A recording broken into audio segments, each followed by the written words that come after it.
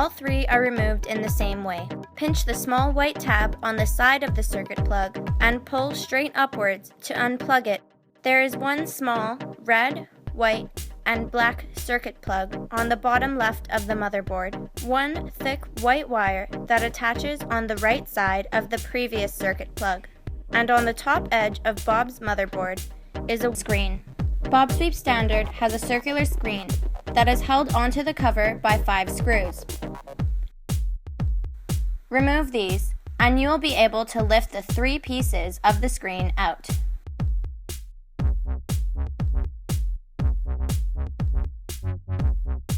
There will be an LCD screen, 3 springs, and a silver cover plate for Bob's buttons.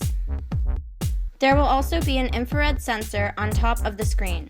Replace them in the following order. The infrared sensor should be placed so the black side is on Bob's exterior. The button cover sits in the large circular space on the cover. Then the 3 springs sit on top of the button cover, on the spring holders between the plus signs. Finally, the LCD display goes on top of the springs, facing down.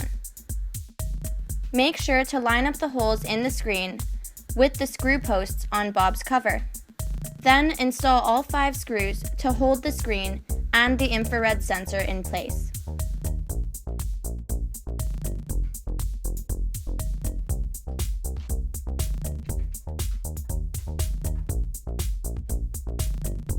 First, slide the power inlet back into the space on Bob Sweep's cover.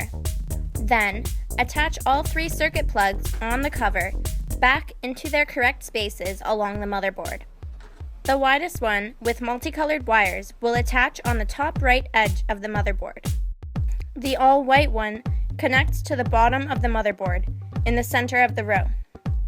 The last connector will attach